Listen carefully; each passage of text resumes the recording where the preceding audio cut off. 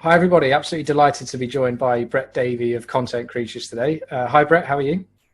Yeah, I'm really well, thanks, John. And yourself? Yeah, very good. Thank you. And really appreciate you taking the time. So to kick off then, could you tell our audience, first of all, a little bit about Content Creatures, the business that you run? Yeah, absolutely. So we are a branded content agency and animation studio based just a little bit outside of London. We launched in 2014. I previously spent 25 years in broadcasting in various different kind of capacities, and my business partner Kaylee, she came from agency side that serviced broadcasters and kind of large brands. So we kind of set the business up with the intention of creating content for probably for corporate businesses, but with a broadcast idea behind us. Right. So one of the interesting areas of exploring in these interviews is, you mentioned that 25-year career prior to launching the business. Did you always think you were going to run your own business? Was it a plan to get to that point, or did something happen that led to it? So I don't know whether I'd always thought I was going to run my own business. I mean, I come from my father ran his own business, and it was kind of like a family-run thing. And so I grew up understanding that you could run a business if you wanted to. You didn't have to always work for someone else. But I was quite happy kind of working for big broadcasters and doing that thing for a long time. And then in around 2009, I was working for an American broadcaster, and I made a TV show that was quite well received. First, it was targeted at preschool, but it was quite well received on a kind of global level.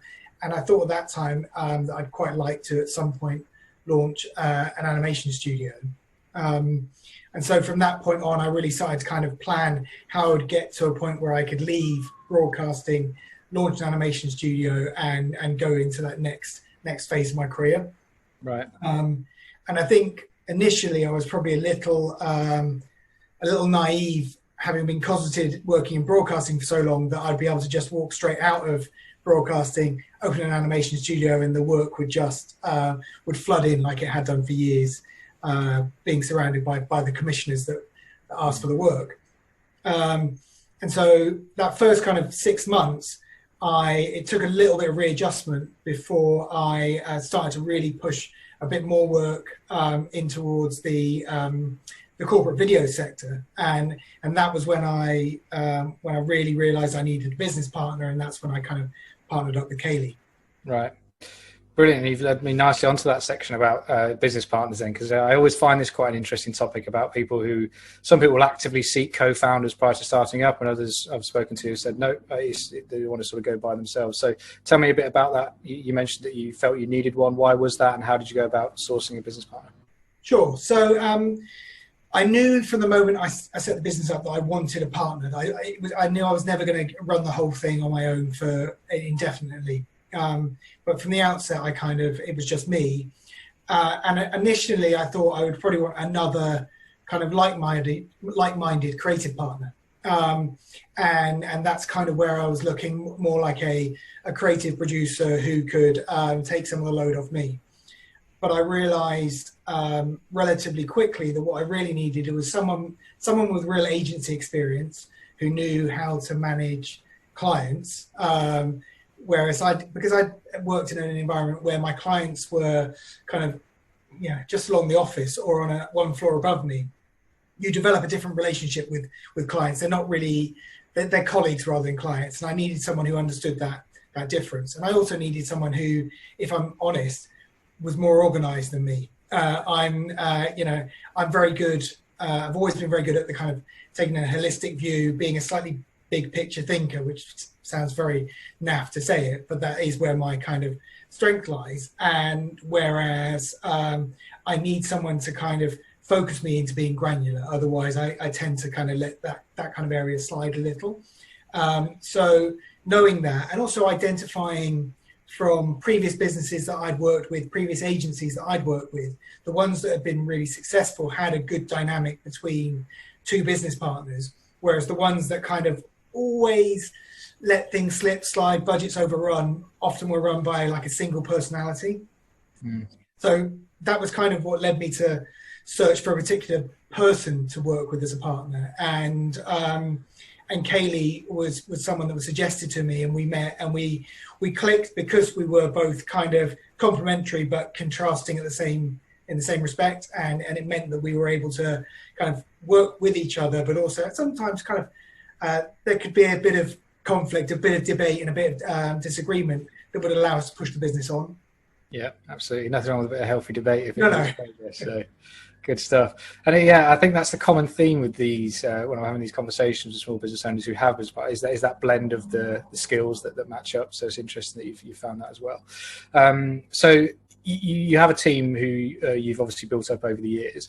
Can we touch a little bit on how you find that side of things, from managing the staff and recruiting and finding those staff in the first place as well? Sure. Yeah, I mean, I think so. My past experience had been very much about managing creative teams. So I'd been sent on a lot of courses. The advantage of working for a big broadcaster or any big company is you tend to get sent on courses when you're a manager. So I was quite well equipped when it came to running the business to understand how to manage people on a day-to-day basis. The thing that was probably more challenging and has been more challenging over time is recruiting for a small company, because I've worked for really well-known companies in the past, and you put an advert out for a role and you can guarantee 300, 400, 500 responses. When you're a small company and no one knows who you are, you put an advert out and you might get kind of 5, and none of them tick the box that you're actually looking to hire for. So that was a really difficult challenge for us and for me personally for a long time. And actually, it's something that we worked really hard on in the way that we present ourselves and in the way that we kind of promote ourselves, whether it's on social, whether it's on our website, so that people kind of, when they look at a job application for us, a job advert for us, they understand a little bit more about content creators before they apply, and feel like they want to work with us where we're based and doing the kind of work that we do. And I think over the last kind of 2 to 3 years, we've got much better at hiring people that fit our business, fit our culture, and fit the direction that we want to take things. Yeah. And one area I want to talk to you about was about focus. So obviously you've got the team you're managing, you've got client briefs, inquiries coming in. How do you manage to keep focused to deliver the creative work that you do? Sure. So I think there's a great misconception about creative businesses and the creative industry in general, that it's a bit of a kind of chaotic, unfocused group of kind of wild-haired people who really just do what they want and hope the client's going to like it. And one of the things we instigated as soon as Kaylee joined the business was a really clear, robust process that we could explain to clients, but also understand ourselves and work through. And having that process and having a kind of a clear creative discipline makes a massive difference in our ability to produce work that clients are expecting and are happy with at the end of the day. I mean, for us, we have a 5-step process, which I'm now going to get caught out on because I won't necessarily remember every step. But it's collect, which is where we listen to the brief, we understand the brief, and then it's concept, where we kind of come up with some initial ideas. Then it's collate, where we basically pull all those ideas together into a design phase where we show clients what we think it should look like. Then we go into create, where we actually make the stuff, and then it's circulate, where they get to share it. So that's our kind of 5-step process, which basically allows any client can understand exactly where they are within that process. And also it allows us to be really clear in our own minds. If we're following a brief, if we're answering a brief, we know that we're doing everything right to keep that brief on target. Yeah, so important, isn't it? I think I'm speaking from experience. When that hasn't happened years ago when I've dealt with clients and maybe haven't had that rigid process or strict process in place, then things can easily kind of spiral out, can't they? And you get into over servicing and things like that. Yeah, and also I think the other thing it's really important, a lot of the clients we do work with, we work with a real mixture of agency clients and direct to business clients, clients where they may not have a massive marketing department. They're perhaps doing kind of video or animation for the first time. They don't fully understand the process, and so it's really important for them that they walk through it in a way that is clear and easy to understand, and where they don't feel like they're going to get tripped up at some point and asked to pay more money. We make sure they know where they are in the process, and if there's any confusion, we're able to kind of talk to them in a really clear, precise way, because we understand it ourselves. Mm-hmm. And do you think, I always find it quite interesting speaking to people in creative sectors, because my instinct is like the data and the number side, and I can rely on that. And I think there's a lot of subjectivity, or at least I imagine there is, in what you do. Do you think that process helps with that? Because obviously I imagine there's quite a few stakeholders involved in some of the projects, and they might all have different opinions to each other, let alone, with what you're providing, I guess. Yeah, and I think that is one of the reasons why the process is really important. So, for instance, what we always do is we sit down with the client initially, whether that's kind of in the real world or virtually as it is now, and we have a really kind of thorough conversation to understand their need, understand their financial situation, and then play that back to them, so that at the end of that, with a creative brief, so they know that we understand. And if there is any discrepancy, we're able to kind of clear that up. Yeah. And then from that stage, we offer what we call our concept phase, which is where we will present back maybe 2 or 3 routes that are interpretations of that creative brief. Now, at that phase, and it's very rare that we don't have one of those 2 or 3 routes that gets picked up. We should have a creative response that everybody on their side buys into, and that we believe will deliver on that brief. And if that stage gets through kind of successfully, and our client has ensured that they've kept their internal stakeholders abreast of the process, then it means when we move into the detailed design phase, all we're doing really is just creating a few style frames, a few worked up examples that they can again get signed off. Maybe there's a storyboard at that stage that they can equally get approved. And by the time we get to that point, the creation aspect of it is really just, it's almost, at the risk of doing ourselves a disservice, it's almost mechanical, because people know what they're going to get creatively. And ultimately, our job as animators or video editors or directors is to make it happen. And we're all kind of expert enough at that to be able to do it well. So that final delivery phase should never be a surprise, and hopefully it means that we've managed the process really, really well for our clients, and they're happy. Their internal stakeholders were kept abreast throughout the whole process, and we work with them again and again because they know that what they're going to get from us. Yeah. Brilliant. That's really interesting. This is really useful stuff, I think, for the audience. So thanks for talking us through that. You mentioned earlier on there about this shift to remote that we're all kind of forced to do. How have you handled that as a business, and individually, how do you find it? Yeah, I mean, it's been an interesting one for us. I think I wrote a blog post quite early on in the lockdown where I was very honest about the fact that as a business, we'd never really encouraged or opened up to remote working wholeheartedly. I think both Kelly and I come from a background where the expectation of a creative business was that everyone was around together, sharing ideas, brainstorming. So, we allow people days to work from home because they had a washing machine being delivered, or maybe they had a little childcare issue. But generally, it wasn't something that was innate part of our culture, and no one in our business, none of our staff, our team, had ever really kind of seen an issue with that. So we hadn't had, up until a couple of weeks before the lockdown, a robust process in place. But seeing that was about to happen, and being aware of what was happening in other countries, we kind of worked really rapidly to to get our SharePoint site up and running, so that everything we needed was there, to make sure our server was secure, make sure it was doubly secure, I should say. It was always secure, but it was doubly secure, and everyone could access it remotely.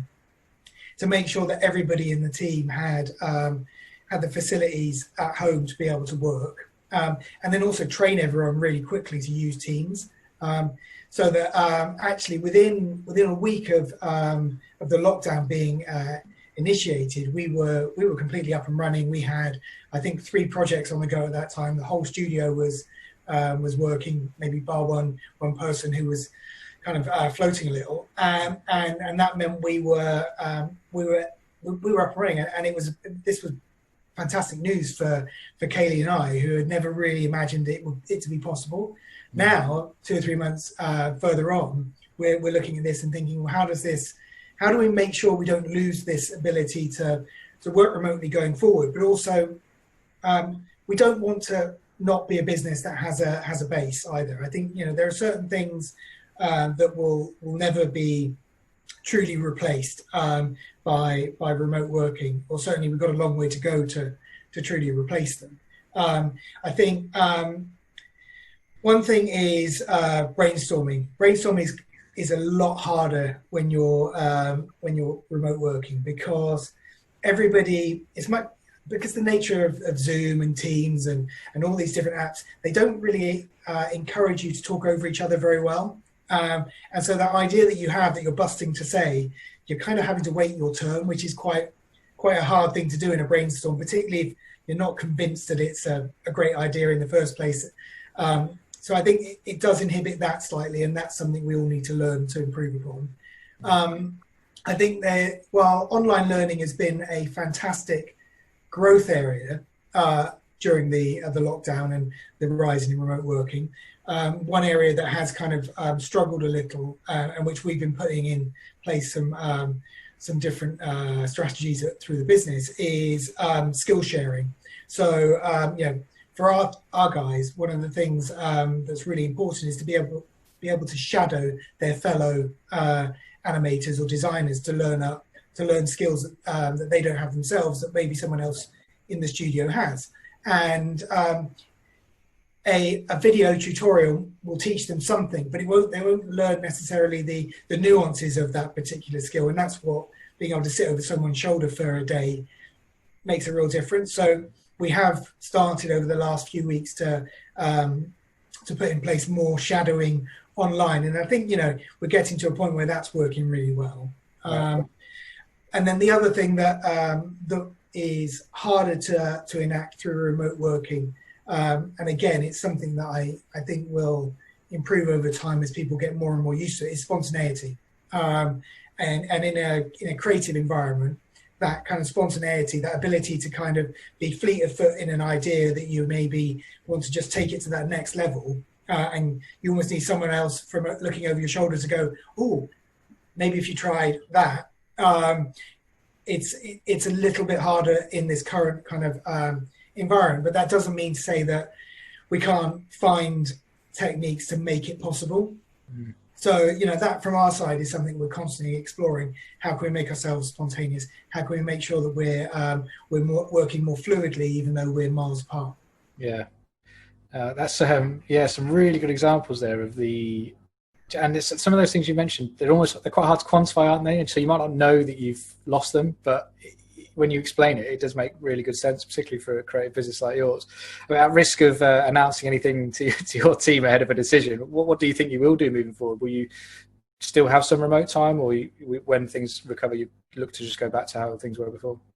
I don't think we'll ever go back to how things were before. I think what we've learned is remote working is possible, and remote working isn't a bad thing. And actually, in some cases, it ensures better focus on projects, and it allows people the time to really kind of detail their minds in on a particular piece of work that they're working on. Yeah. And I think that there will definitely be, going forward, times when remote working is the best thing for the job, and times when remote working isn't. And also there'll be times when remote working is the best thing for the individual. and times when it isn't. And I think as us employers, as business owners, it's our job to try and ensure that we find the right balance there. I mean, I think from our perspective, we hope that we'll be able to start being on site back in the studio in some capacity, probably not full time by September. There's no need to go back earlier than that unless something dramatically changes. And when we do, then we'll evaluate it in more detail.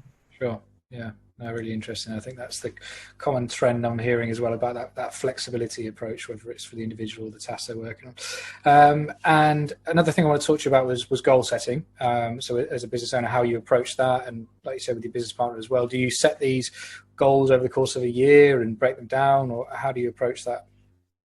So I think, there's two things there. There's goal setting from a business perspective, and then there's goal setting from our individuals, team members' perspectives, which are, they are naturally intrinsically linked. From a business perspective, again, from year dot, Kaylee and I always sat down at least once a year, although it's something we do with increasing frequency, and assess where we've been and where we want to be in a 12-month time. I mean, I often tell people who roll their eyes, because I've probably told them before, that I was kind of early on in my career, somebody said to me, and it stuck in my head, and I constantly refer to this.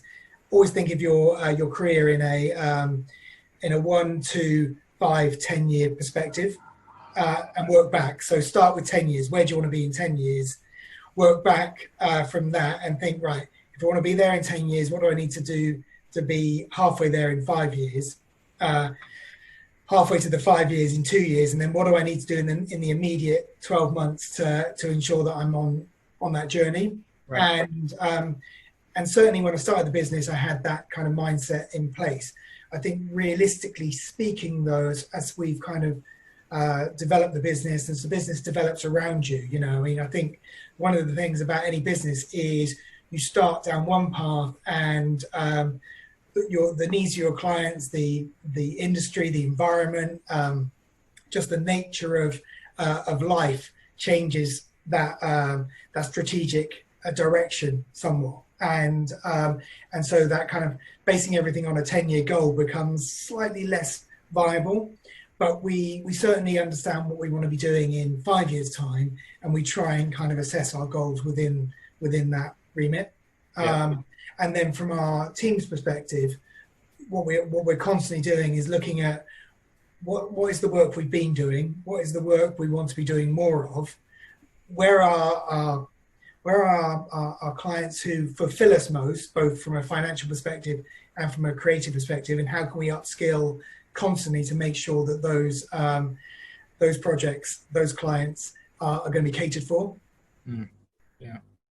Brilliant. Well, Brett, I could talk to you for a very long time. Really interesting stuff. I'm going to take a leaf out of your book of the discipline and the structure for our creativity with our interview. So that was a really great information you've given us there. Thanks very much for your time. Really appreciate it. Great. Thanks, John. Cheers.